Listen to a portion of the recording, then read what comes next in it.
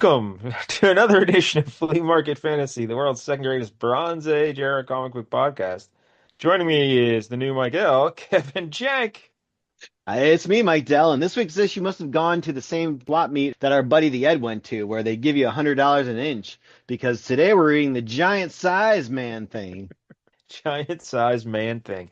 Yeah. Yeah. And also I was stumbling over the beginning there and I actually got the wording wrong to your introduction because I was so shocked I did it the proper Yeah. introduction It was starting off so good that I'm just like, let's roll with that it. You got the right it one, tripped me even if up. some of the words weren't quite right, but good enough. Yeah, it tripped me up.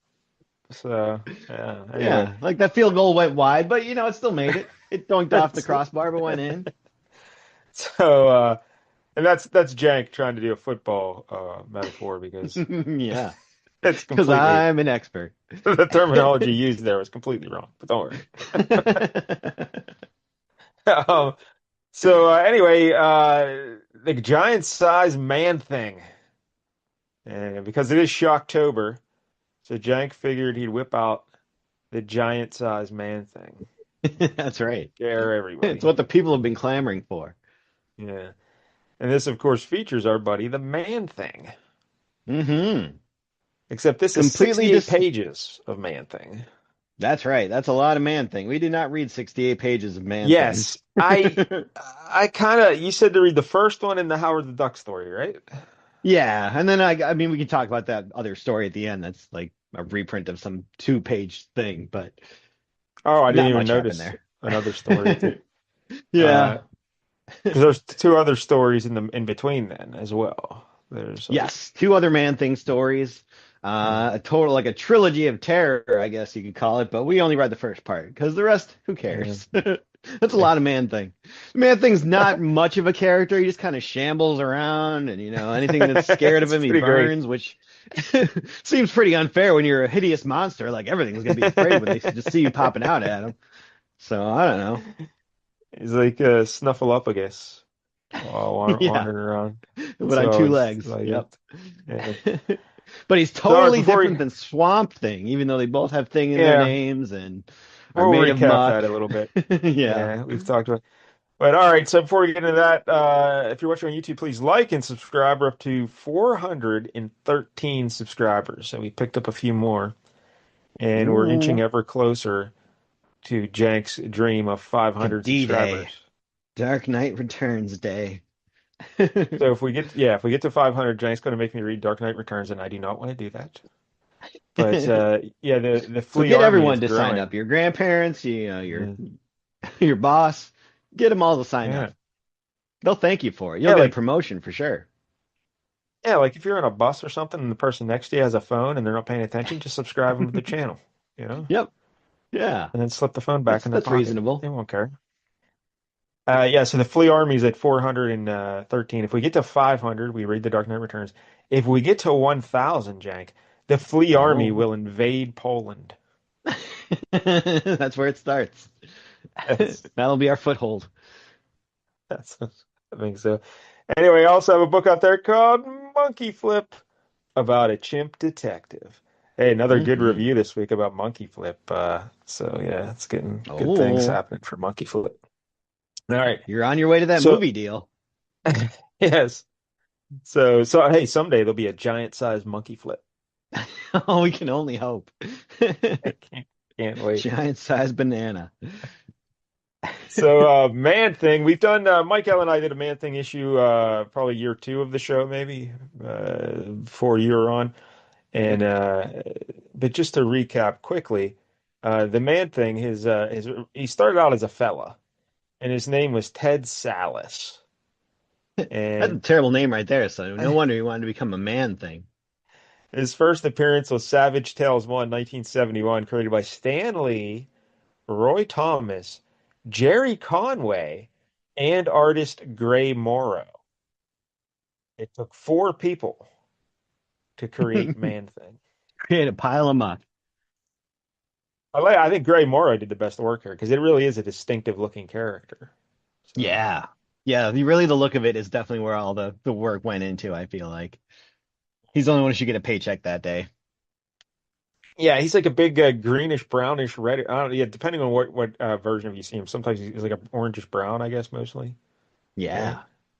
But and he's got like big red eyes, and then he's got like a long. It's kind of weird. It's like a W, upside down Yeah. W Like he's got around his like eyes. this snout, but then he's also got like a very thick eyebrows that go down the sides of his Yeah, face too. so it's kind of weird. But yeah, and he can't speak, Nope. and Can't really think too much, it seems like. He's just kind of yeah, like his brain drawn to is fried. things. Yeah. Yeah.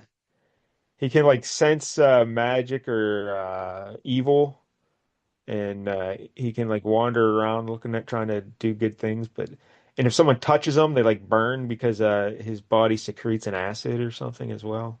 Yeah. And They and you can't, they burn I think it only burns them if they fear him, which is most people. yeah, yeah, that is Apparently true not because he this was picking up, baby. yeah, he's picking up the baby.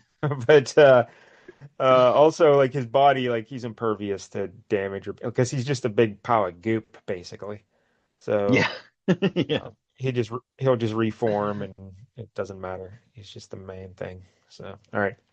He's a very important pile of goop though, because he's the nexus of all realities, I believe. Yes.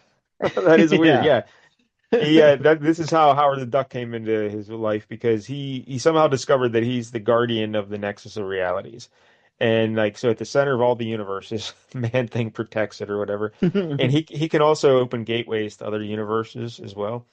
And Yeah. Howard the Duck came through one of those gateways and into our universe, and that's how he got here. And we'll talk about that later. But Hmm. so Jerry Conway, like Stan Lee had the name Man Thing, and he had the basic premise that he wanted a guy, a scientist who was working on something, and he became a monster. So then Roy Thomas was working with it, and then Jerry Conway was working with it, and at the same time, Jerry Conway was roommates with Len Wein. Hmm. And Jerry Conway and Marvel came out with Man Thing first. And then a few months later, miraculously, DC came out with Swamp Thing, Oh, created what by an original Len idea. Wein. Yeah. Yeah. Yep. And and That's shady business. Jerry Conway went to Len Wein and he said, "Hey, Len, you just ripped off Man Thing, you know, like this backstory." Because Ted Sallis was a biochemist working with a team of researchers down in the Florida Everglades, and they were researching a super soldier serum. But the Captain America thing, and but then Hmm. AIM was roaming around there, and AIM got wind of Ooh. this, and AIM came over and they like attacked or invaded his little laboratory there and killed his other researchers, and he was also betrayed by at first it was his lover, this girl, but then it was they retconned it and made it his wife, but originally it was just Okay. they weren't married. But so They were she living in betrayed sin. That's him. why it was okay that he became a monster. So she betrayed him to AIM, and when he was trying to escape from AIM, he injected the serum into his arm to try and like save himself. But then he crashed his car into a Florida swamp. And when he was down in the swamp, the combination of the swamp and the serum, boom, it turned him into Man Thing. Oh, so it would have worked if it wasn't for all that poo gas. Yeah. So if you recall the Swamp Thing origin, he was a scientist working in the Everglades with his wife. Yep. They were researching a thing to help grow food in even harsh terrains or something. So it wasn't technically a super soldier serum. But then like some bad guys came in from an evil corporation. They blew up his lab. They killed his wife, and they thought he was left for dead. But he went running into the swamp. Remember, he was on fire and all that, and he got doused in the Yeah, heaven's chemicals, on fire. Yeah. and he ran into the swamp, and then he emerged as Swamp Thing. It's the same damn thing. And I don't Jerry know. It doesn't Con sound like AIM was involved in that at all. So totally different. Yeah, because Jerry Conway says, "Hey, Len Wein, that's like exactly the same backstory as Man Thing," and he says, "I don't," and he just told Jerry, "He goes, I don't see any similarities." What?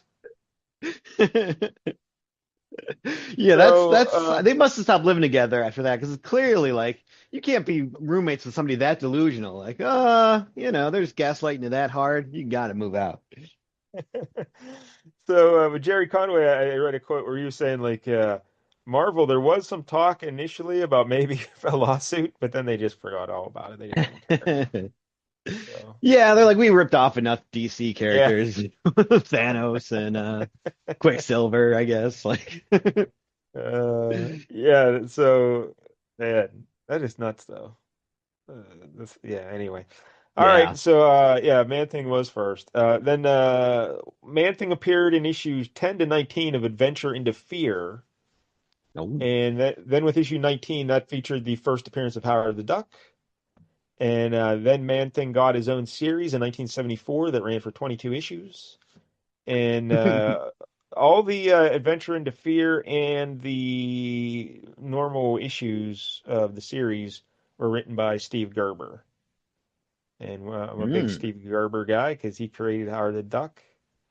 And yeah. that one issue of Howard the Duck we read that Gerber wrote, because we did a couple Howard the Duck issues, but one Gerber did not write.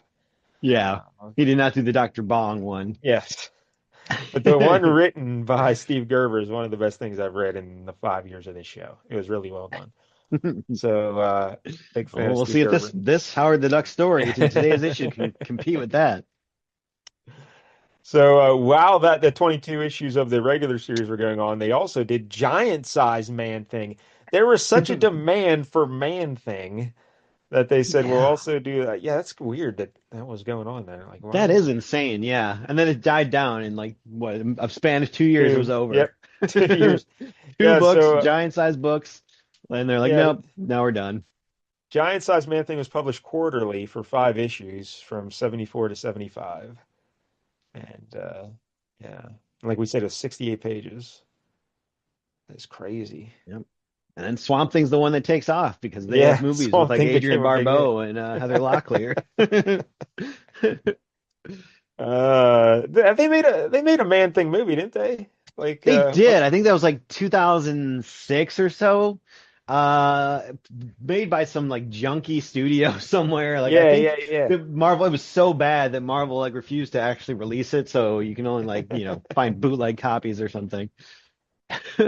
I wonder why Marvel did that because you know, X-Men and stuff, that was a 2000, 2001, right? So they were already getting Yeah. their foot in the door there, movies. Yeah, But I guess the big studios didn't want Man Things. yeah. They took what they could get and then were Uh, like, "Oh no." there was a second Man Thing series in 1979 that ran for 11 issues. And I can't remember, I forget the writer who started it. He wrote like the first 3 issues. And then in the end of the issue 3 letter page, they said, yeah, the guy writing this book is terrible. We're going to change writers, so stick with us. And they brought in Chris Claremont to do it. Oh, So wow. yeah, Okay. and Well, he that wrote could the be final good. I eight mean, issues. yeah, we've done obviously a lot of Chris Claremont X-Men, but then we also did that Iron Fist that was pretty shitty. So you never know which way it's But gonna go. but if you recall, there was an issue of Uncanny X-Men back in the day that had Man Thing in it, Oh, and sure. that's why because Claremont was writing Man Thing, so he was a fan. Um, so there you go. That's your Man Thing backstory, Yeah. and Wow. yeah, and again, we've talked about Howard the Duck in the past, but yeah, so everyone Yeah. knows Howard the Duck. He's a duck, and his name's Howard. That's all you I need to remember know. them both being in there was like a 3 issue limited series, I want to say, in like the late 90s. Because like after Onslaught, like Franklin Richards, obviously his parents had sacrificed himself and we're in the new, Heroes Reborn universe. So he was kind of staying with Generation X since he was a mutant and he was like a young mutant. They're like, "Oh, okay, you can be in our young mutant team." And but somehow he hooked up with like Leech and Artie Maddox. Remember him from like X Factor, Yeah. the little pink kid? Yep. And like him and like Howard the Duck and the Swamp or Man Thing. I was wanted to call him Swamp Thing. And some weird robot lady. They were in this like little mini series called Daydreamers, I think it was. And they went on A some weird ribbit lady. adventures. Is it Yeah. Jocasta? That's the only ribbit lady I know. Jocasta. No, I didn't know who she was. I don't know. She may not have gotten much play after or before. She may have just been invented for this series, and then they tossed her. All right. So, all right, there you go. I guess we're good here. Let's just get into it. Just describe your giant-sized man thing for us, Jake. Why don't you? All right. Well, it's very luscious. Um, so we got the little banner across the top says Giant Size Man Thing, Marvel Comics Group. 68 big pages. Oh boy. And 50 it's kind of like, cents. What a yeah, deal. What a that's deal. that's insane. Yeah, this book would be like $10 right now, I think. Yes. Mm. And so we got the little corner circle there under the diagonal 68 big pages banner. And it's got like it's a blue circle with Man Thing just kind of slowly murking his way forward. Yeah, see there he looks green. He looks green there. hmm I don't know. Sometimes he's brownish or I don't know. But I guess yeah, you're when you're made up of just, muck, uh, you get different colors. yeah. It's not all the same. The giant size is just kind of normal writing, and then the Man Thing is very kind of chillery, I guess is the font I would describe it as. Sure. This is all new. Three Faces of Fear. Macabre, double-length mind benders in the mysterious Marvel manner. And we got a shot of there's like a red background, and Man Thing is there in the swamp. He is in the water, coming out of the water. He's like dripping wet. You see all the water coming off of him, so he's clearly standing up there in the water. And he's got a lady passed out unconscious there in his arms. Yeah. So I guess she won't burn because she's unconscious and can't be afraid of him. And then it says extra. Howard the Duck battles for his life against the most incredible vampire of them all. Yeah. That's a good Yeah. tease. This is Gil Kane on the art here for the cover. So I love the Gil Kane covers. So this is a good one. hmm I enjoy it. All right, we open it up. Once he was a man, a chemist named Ted Sallis, until a top secret experiment went awry, and he changed. The serum that was to have made him a super soldier combined with strange forces in the shadow-haunted swamp to turn him into a shambling, mindless mockery of his former self. Part man, part monster. Stan Lee presents Man Thing. Ooh. Yeah, apparently Stanley really wanted the name Man Thing because they had used it earlier in like some old monster book and he always liked it. And Roy Thomas was like, "Yeah, but we have the Thing in Fantastic Four." Yeah. So Yeah. Stanley's like, "Hey, Roy." Shut up. You want to live past being a boy, Roy the Boy Thomas? You better shut your mouth. So it's Fear Times Three, written by Steve Gerber, art by Ed Hannigan. And the Ed Hannigan art is just in this beginning little intro and then at the end, I think, because then the other stories are drawn by someone else. So, Oh, okay. hey, look who the editor is. Len Wein. Oh, look at that. You son of a bitch, Len Wein. You're back. That's yeah, that's insane. Marvel It's didn't even like punish him at all. It was like, yeah, you can still work for us. It's fine. yeah. Come on back, Len. I guess when You you create served your 2 months of being over there. That's good enough. when you create Wolverine for us, we look the other way for some stuff. That's right. All right, so we see Ted Sallis, big splash page of Ted and his lady friend here. I guess this is his lover slash wife, maybe. Yep. Would Let's hope. because this is a throwback to May of 1971, the Citrusville, Florida fairgrounds. And there's a Oh. big carnival going on, and some old lady pulls them into her, what's her name? Madam Swabed or Swabity. I don't know. Yeah. Guy's head's He's in gonna front of swab ad the deck. it. So she says, I can tell your fortune. Come on. And the girl there, she's like, come on, Ted. Lord knows we'll never see a carnival again. We may as well get a full dose of it.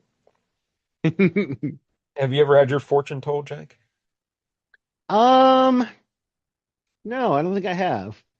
I've done like Oh, you tarot haven't? cards before, Oh, yeah, and yeah, that was tarot not cards. helpful, but Oh, okay.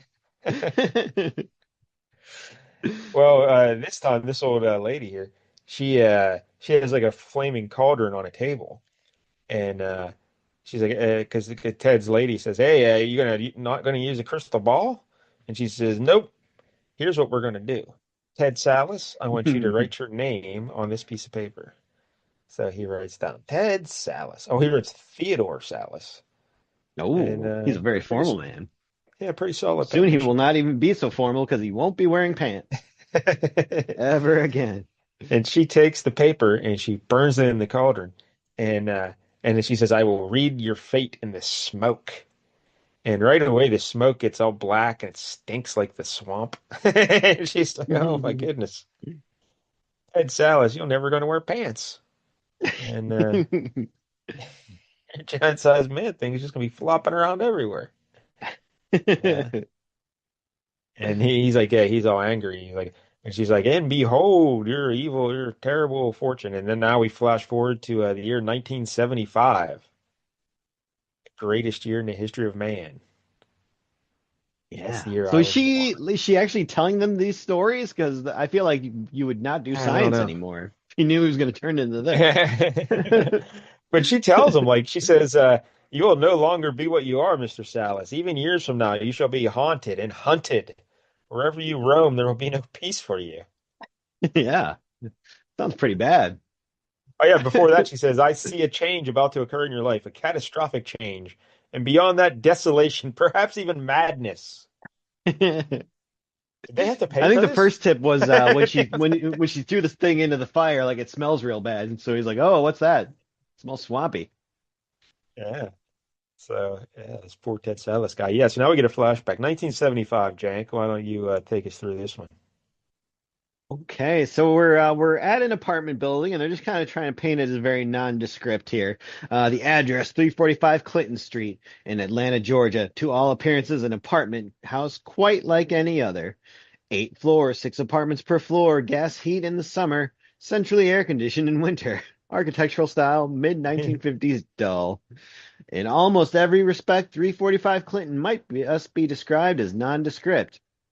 But if that is so, it says less about 345 Clinton Street than about what our jaded culture has come to accept as ordinary, for the doings in the seventh floor hallway are hardly what one would call run of the mill. And there's a lady kind of dressed up like some kind of a gypsy. She's like got a Yeah. big caped cowl type thing, and like a one-piece swimming Yeah. suit, and a bunch of Bright jewelry. red. Yeah, bright Yeah. red. And Yeah, and like a showing a Doctor lot of Strange leg. kind of cape going on. Yeah. Yep, barefoot. Yep, and she's got a bunch of people in suits around her. They're all wearing animal masks. Like there's a big old Yeah. owl there, and like a lot of them are goats of some kind. So she's like leading a bunch of cult members apparently down the hallway. And this story is titled "There's a Party in 6G," and it's written by Gerber and drawn by Tom Sutton.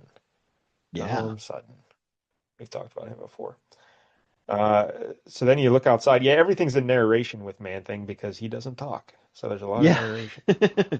Yeah, kind of like that zombie issue we did. It's just like, he's just gonna shamble around and do things and not really much of a Yeah, character. that is true. Is it what was that zombie? Was it I Zombie or what was that called? Yeah, I zombie. Yeah, that's it. Yeah, that was great. Had that orgy scene.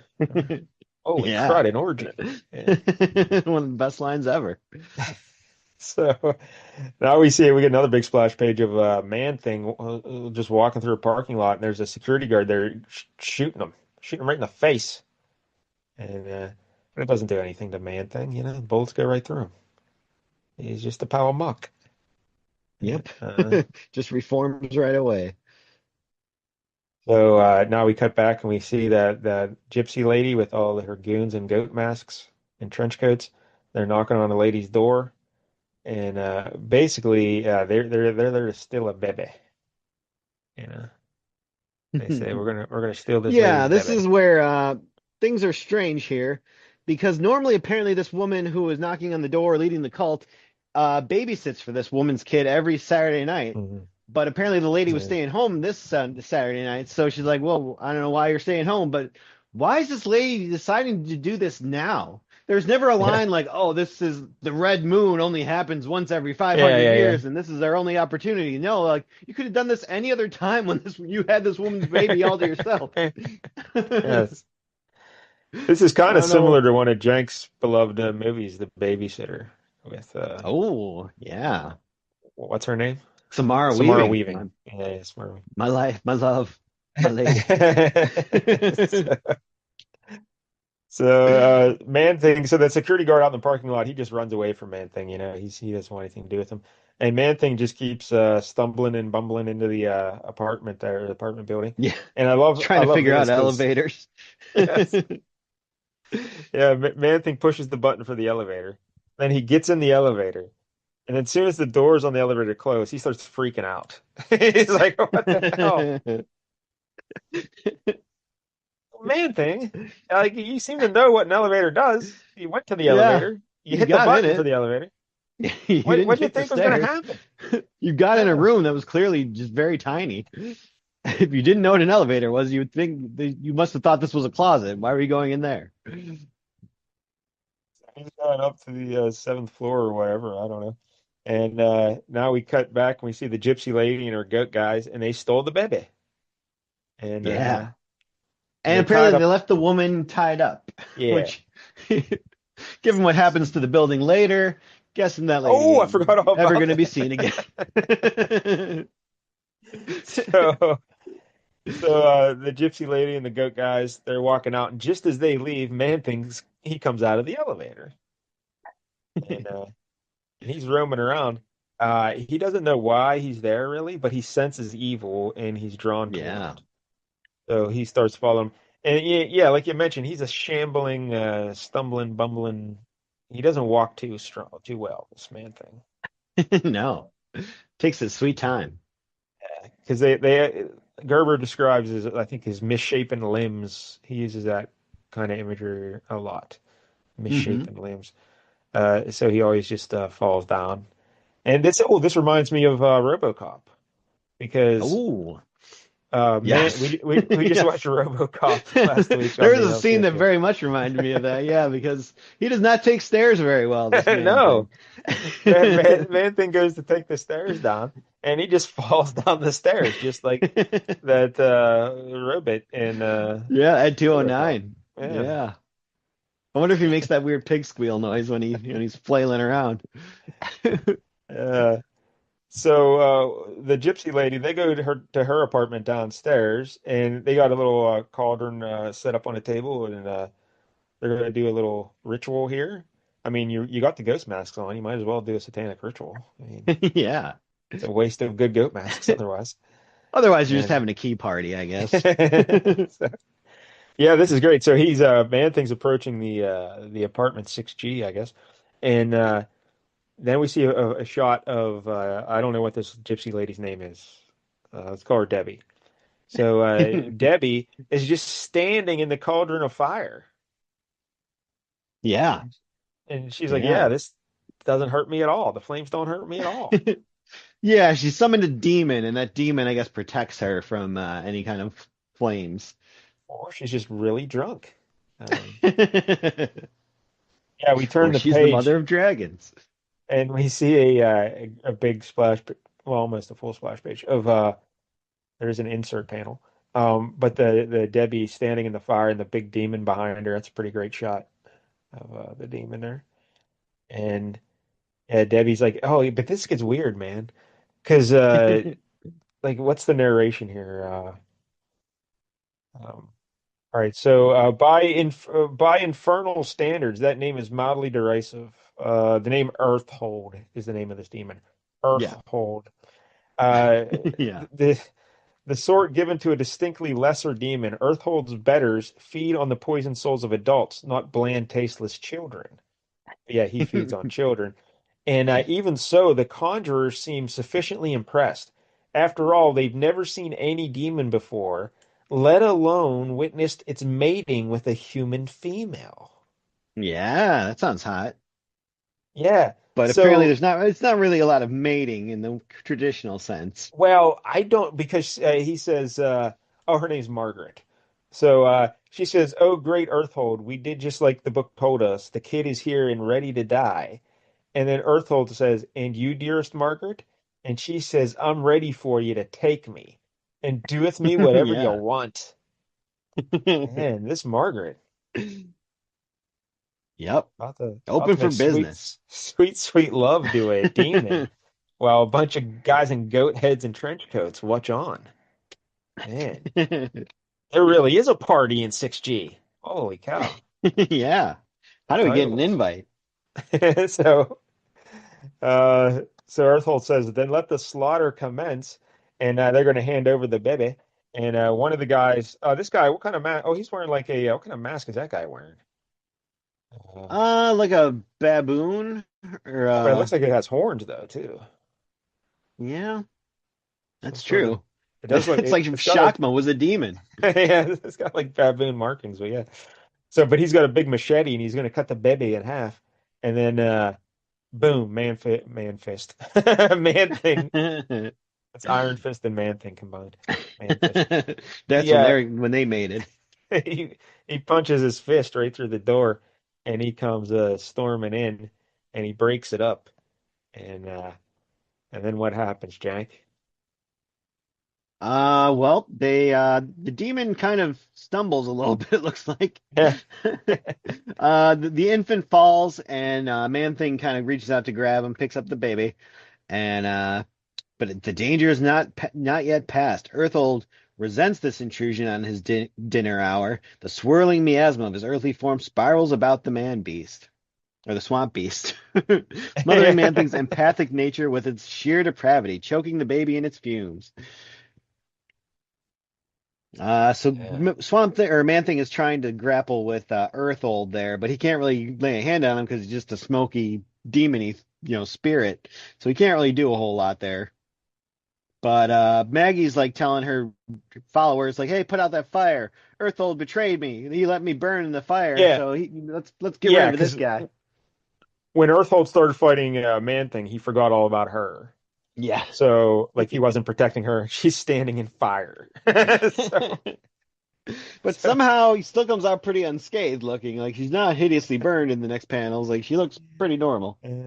so yeah, she says, "Screw Earthhold, douse the fire, get rid of him." So Yeah.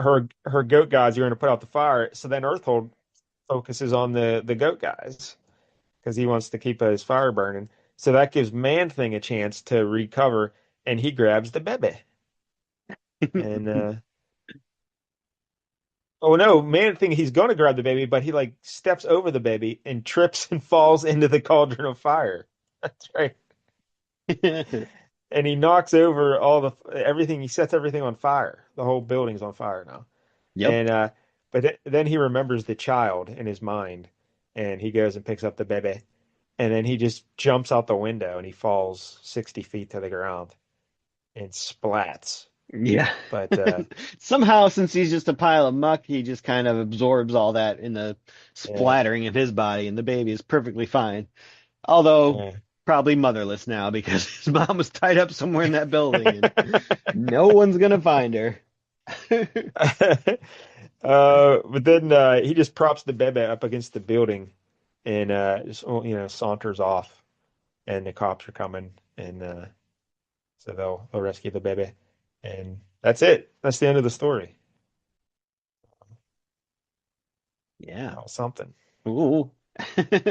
It's very Shocktobery though, with all those demons. Really just one, and people dressed like all, demons. all those Wannabe guys in demons. goat masks. Yeah. Oh, so what'd you think of that tail there, Jake? I was terrified. Yeah, I may not it got sleep ever again. it got pretty dark there for a second with the child sacrifice, and Yeah, Matt yeah, the whole and thing was Maggie pretty dark. Like, giving herself to the demon. Use yeah. me as ever you want, demon. Yeah, holy cow. So, She's a goer. all right. So the next story is called "The Sins of the Fathers." Len Wein wrote it. He probably just dusted off one of his Swamp Thing scripts, and then John B. Seaman was the artist. This looks pretty good. This story. I apparently there's a young couple. They're going to get married in the swamp or something. You know? And so some How bad guys, romantic. and some bad guys come around, and they're kidnapping them for some reason. Well, I think they're her parents or the son's parent, the guy's parents, maybe. Yeah, this Oh wait, one, no, it seems, I didn't read it, but it seemed kind of like, classic pulp serial type story. it's like a take on Romeo and Juliet. So like the girl ends up drowning in like quicksand in the swamp, and when the Oh, boy finds out she died, he shoots himself in the head. oh no. Yeah. And Man Thing gets the girl's body out because he tried to save her, but he couldn't. But he pulls her out of the quicksand or whatever, and then he puts her dead body next to his dead body, and then just Oh, he's a and then just romantic at heart. yeah, and then he just walks off. That's his thing. That's Man Thing's move. He just walks off. He just walks off down the highway with his thumb out like the Incredible Hulk. Do, do, do, do. So then there's a third story where some guy is wanting to kill Man Yeah, Thing it seemed because very much like the army just after Man Thing in this one.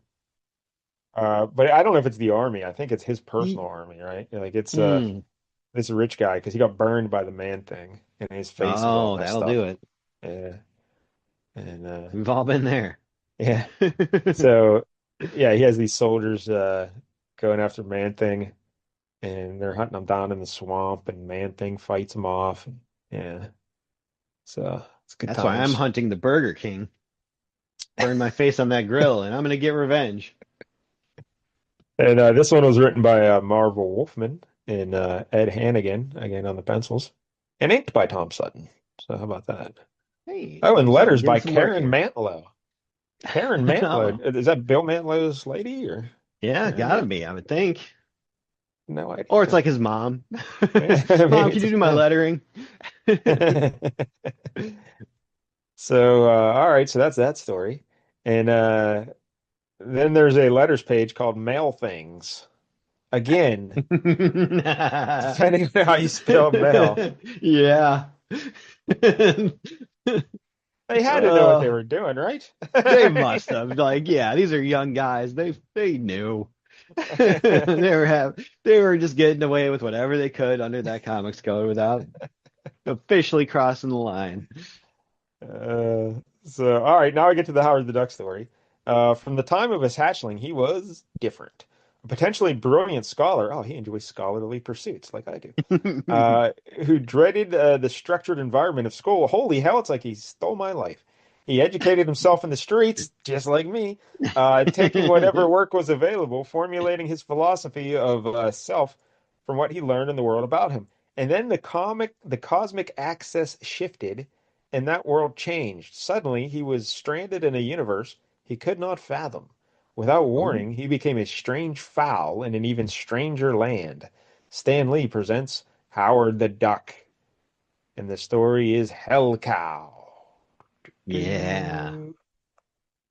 And Steve Gerber's the writer. Frank Bruner is the artist. We've talked about Frank Bruner. He did a Doctor Strange issue, maybe year one or two of the show. He's a great artist. So, all right. So we open up, Jank, and Howard's in jail. Yeah. There is. What did he do to get in jail? Do you remember? I do not. Let's see. A victim of blind justice, languishes in solitude. He is a hero. He has saved the city from the monstrous madness of Garco, the man frog.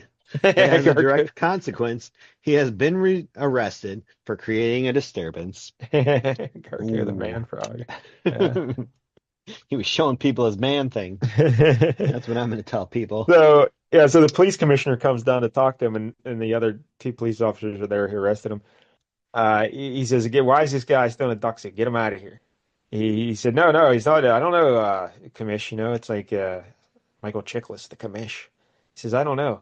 It's Ooh, a suit." now you're talking. And I knew that would excite you, the Michael Chiklis reference. So the commissioner tells Howard, "Take your clothes off." And Howard says, Yeah, "Well, take all them okay, clothes off, okay." boy. So, so Howard, because Howard's normally dressed, he's a duck, you know. And this is when he was Hmm. awesome because he looked more like Donald Duck. This is the way he should be drawn. They had to change it for legal reasons, but this is when Howard was Howard. And he always wore a blue coat, a little red tie, with black polka dots or whatever on it, and or maybe not polka dots. I don't know. There's something on it. And then he had a little blue hat on his head, and Yeah. so he says, "All right." So he takes off his coat and tie, and he's just standing there with the hat on his head. And the commissioner's like, "Hey, take off!" I said, "Take off your clothes." And he says, "Oh, okay. If you want me to," and he takes the hat off then. And he says, "Oh, I mean your clothes, your suit." And he starts doing a pat down on Howard the Duck, looking for the zipper on the suit. And he's getting all touchy feely with him, groping him all but good, like going through the TSA. And Yeah. and he says, "Oh, holy cow, there's no zipper. It's just skin." And he's freaking out. And he gets all scared. And he's like, "It's a freak. It's a mutant." So and Howard's just rolling his eyes at him. So the commissioner says, "Get it out of here. I don't care what you do with it. Just get it out of my jail before the paper's here. We booked a duck." And he's like, "You heard him, duck. You're free to go. Goodbye." And Howard says, "I tried to tell you. No hard feelings." And then we see Howard walking out of the jail, and he's putting on his tie again, and he's ready to take on the Yeah. world. And he lights up a cigar. He's like, you Everything's know what good. hurts the most about being in prison? You should all be ridiculous. That's ridiculous. You Yeah. should all be ashamed of yourself. It's a couple Norm Macdonald references there. Yeah. Yeah. The old dirty work. All right, so all right, why don't you take us through now we cut to a farm and why don't Yeah. you this is pretty great. Old Jubal Brown, the farmer here, he's walking around, he's checking out the farm, making sure everything's ship shape. And he comes to the barn, and there is a cow that he does not recognize there in his barn. He would recognize this cow as opposed to any others because this cow is wearing a full-on Dracula cape. Yes, just the cow standing there wearing a Dracula cape. Yeah. It's pretty He's like, great. well, I'll be. Where'd you come from? That cape and all, you must be some kind of showy cow. Runaway, I bet. So he's like, yeah, I'll keep you here for tonight, and then tomorrow we'll try to find your owner. But as soon as he turns his back, the cow grows fangs and kills him right there in the barn. Yeah. Yeah, we just sit in the shadow against the wall of the cow attacking him. So it's pretty Yep. great art. And yeah, in Farmer Brown's destiny is death. Razor sharp fangs sink deep into the flesh of his throat, and a moment later his body is utterly drained of blood. And, and then her thirst sated, the cowed cow undergoes a weird transformation. Her billowing cape becomes leathery wings, the wings of a vampire bat. And she flies off. So the cape turns into wings. Wow. Wild, Yeah. wild stuff. I So guess that explains. I don't know. Yeah. yeah. Otherwise, you'd be a lot more, undercover. People wouldn't suspect you if you were just a regular cow. I No love one's the going to fact that expect an attack. I love the fact that she wears the cape. That is amazing.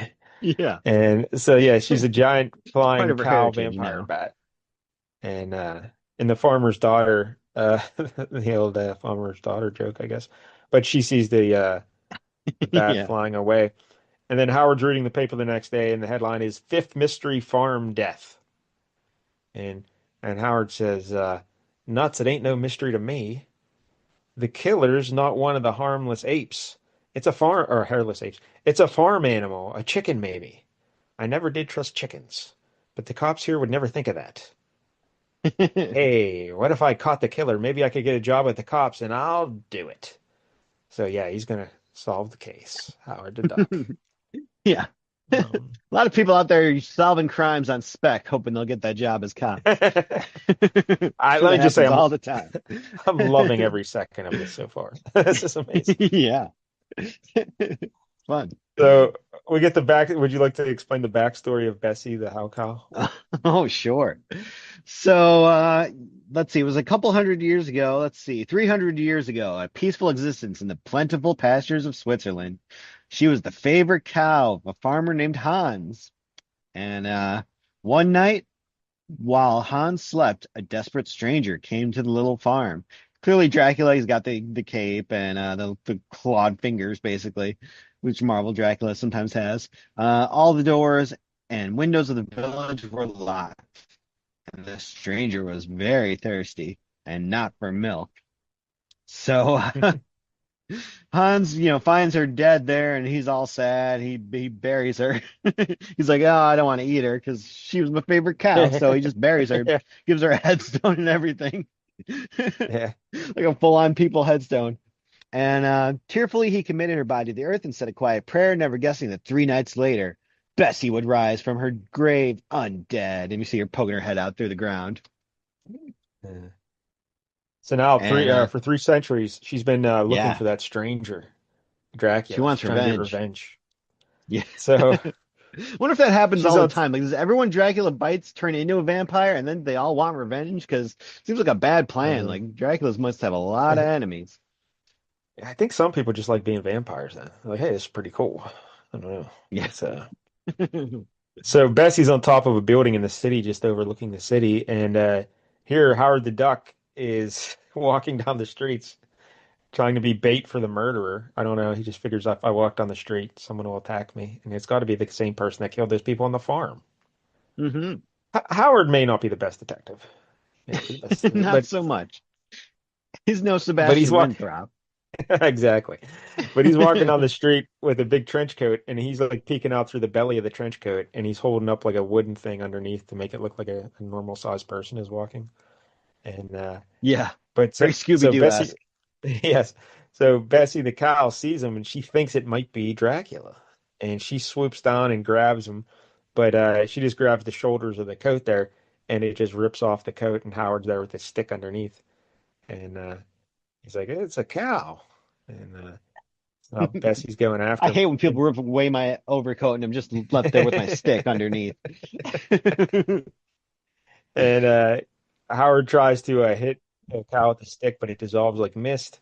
And then the cow reforms behind him and butts him in the butt, head butts him, and he goes flying through a store window. And Yeah. he finds like a crescent wrench on the wall of a hardware store. Yeah.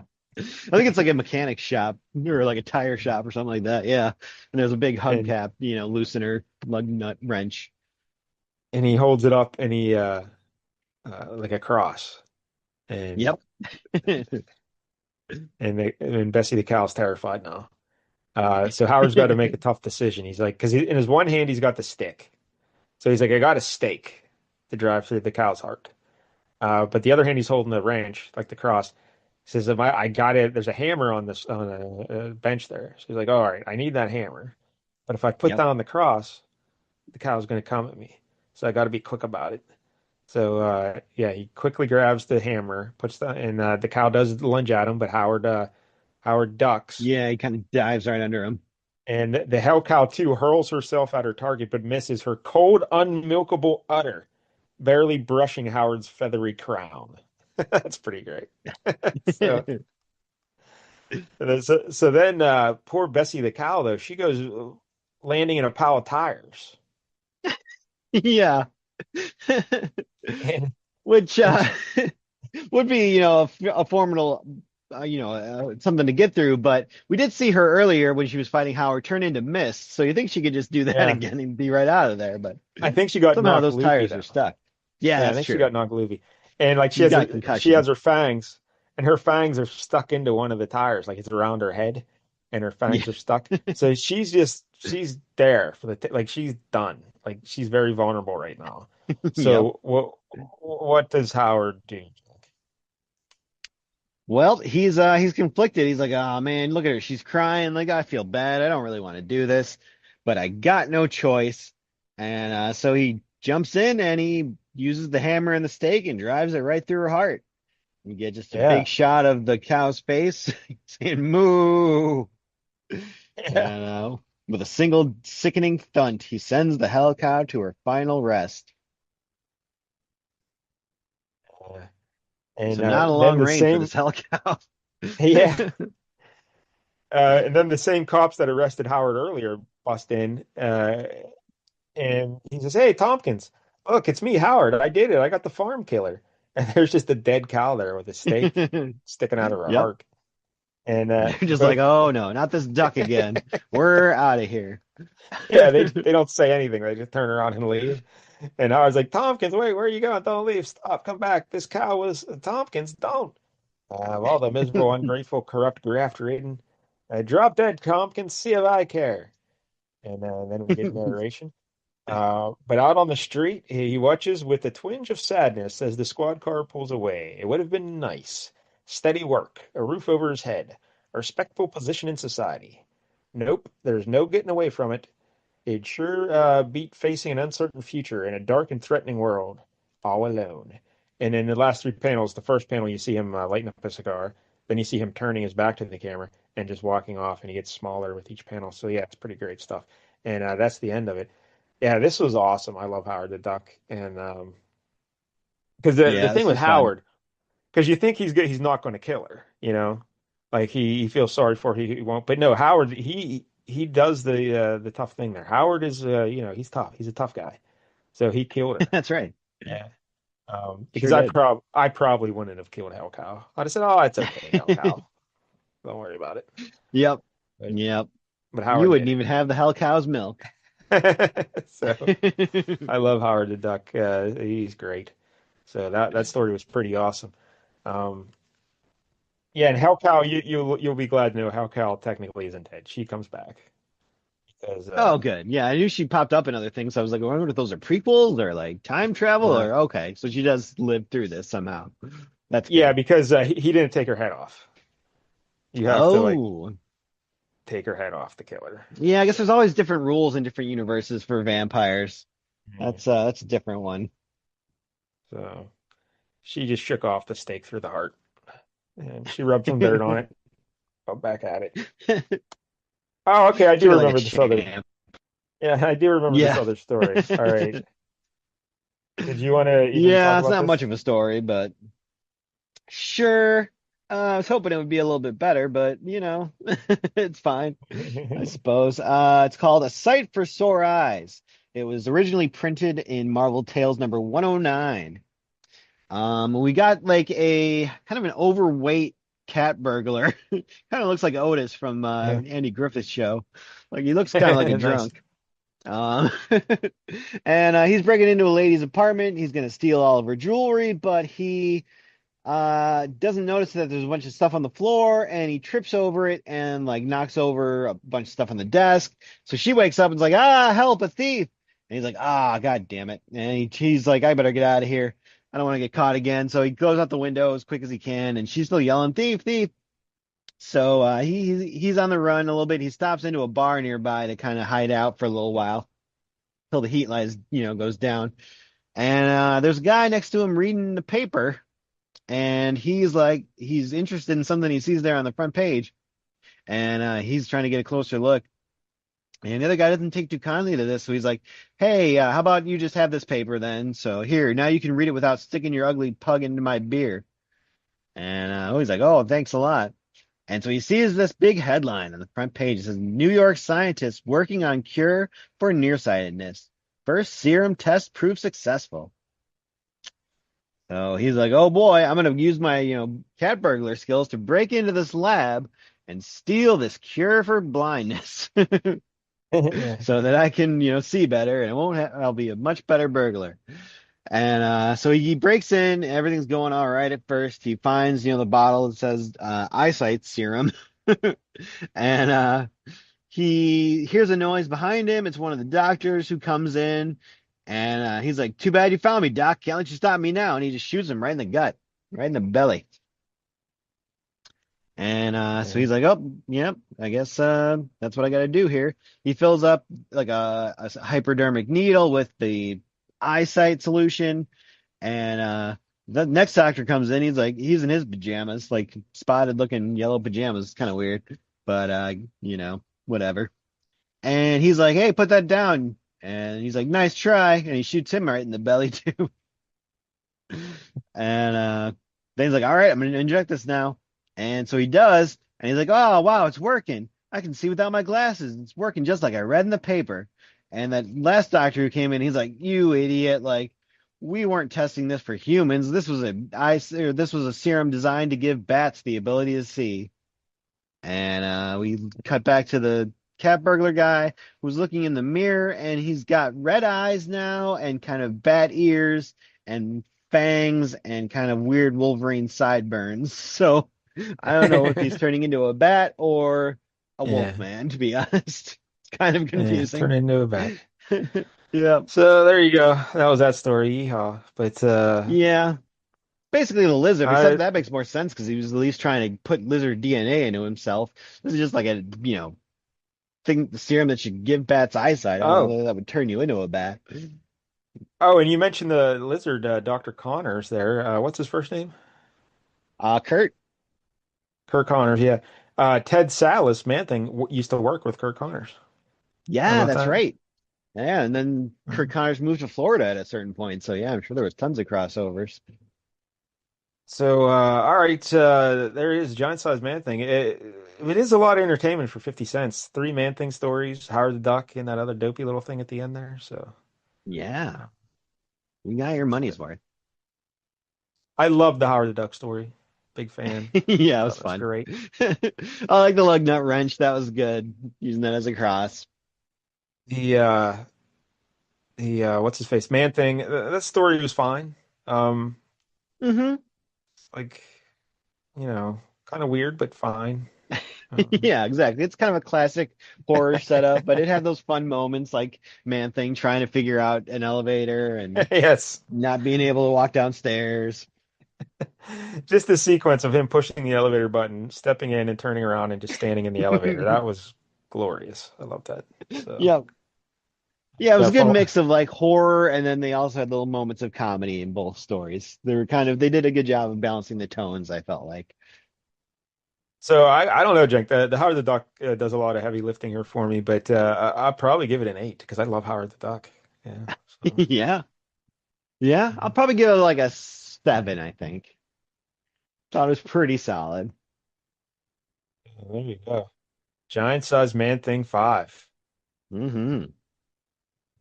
Thanks for that, Jenk. Yeah, that was a fun time. What do you have for us next week? Yeah, this was tough because I was before the show. Man, it took me so long to find this stinking issue to read. There was some. I was trying to think of this book, DC. I almost picked it for last Shocktober. I can't remember what it's called. It's like a late '80s DC book, and it had something to do with like I don't know if they're vampire hunters or they're into the occult or something.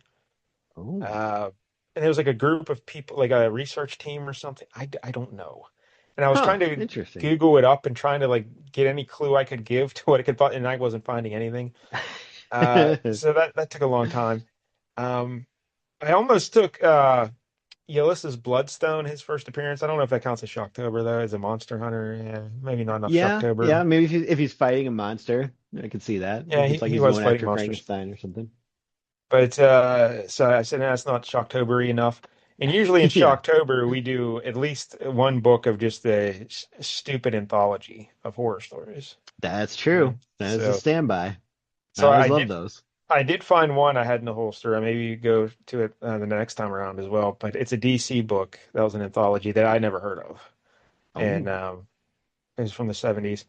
But then, oh, and then there's another DC like an horror anthology in the '80s called Wasteland, which I never heard of. I think Did you I ever did hear? look at those before, actually. Yeah, I looked at Yeah, a couple of those. none of them were looking that great. So I was like, all right, I'm looking at that. So then I heard in looking for all that stuff, I heard of something else, this other book, and it's by Charlton Comics. We're going Oh, off the board a bit, and it's The Many Ghosts of Dr. Graves, issue okay. Sounds 65 Shocktobery. from 1978. Sometimes it's just the ghosts of Dr. Graves, but I guess the official title is The Many Ghosts of Many Dr. Ghosts Graves, of issue Dr. Graves. 65, 1978. And this is a Okay, horror what's this? anthology, three stories. And like Dr. Graves is the guy that hosts the stories, kind of like Oh, your it's like the Crypt Keeper. yeah, or Elvira or whatever, yeah. So, Yeah, yeah, yeah, there we go. That'll be next week here on the big yeah. show. Okay, number 65. All right, so that'll be next week here on the big show. Again, if you're watching on YouTube, please like and subscribe. We appreciate the support. And until next week, Don't get any jank on you.